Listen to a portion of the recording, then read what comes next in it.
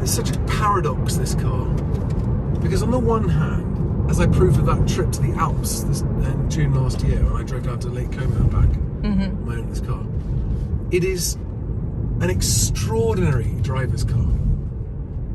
The handling, the speed, the acceleration, the torque, it just makes it one of the most remarkable machines I've ever driven. And I've had some really remarkable cars. I've had Audi RS4s, RS6s, fast Volkswagens, and all kinds of fast cars that I've driven.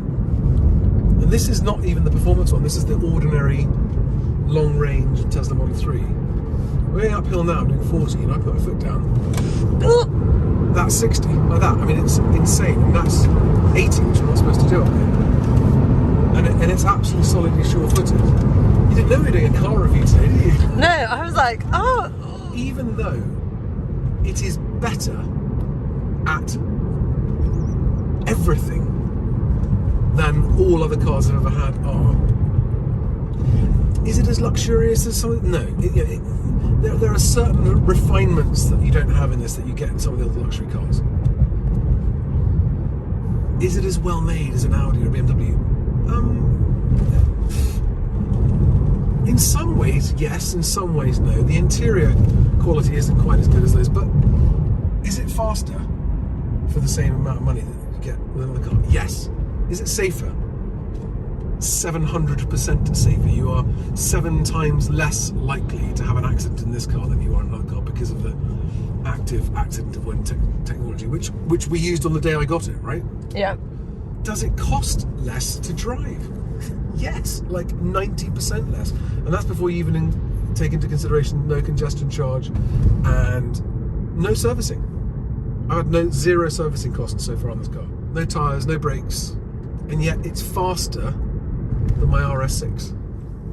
So it is cheaper, it is faster, it is safer. If you're buying a new car and you don't get one of these, then either you just don't care, which is fine. Don't care, I want a Porsche, fine. But from a logic point of view, it doesn't make any sense not to buy an electric car. The paradox that I mentioned, though, is that despite the fact that it does everything better, you just don't bond with it like you bond with like other cars I've bonded with in the past, where you really feels like a member of your family. Oh. So you are. Charlie's chatting away, and luckily the Tesla's keeping an eye on the road. There's something about the lack of a humming, revving, what feels like the beating heart in other cars, the engine.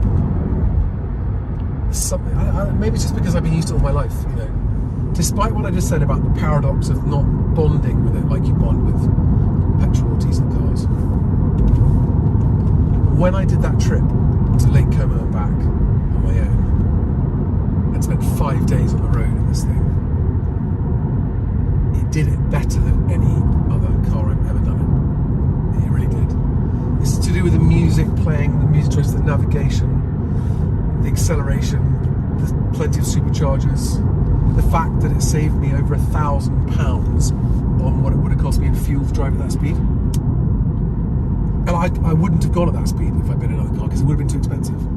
If I'd been driving that fast in a petrol car, first of all, very few petrol cars are fast enough to drive that fast. Secondly, I would have caned my fuel bill.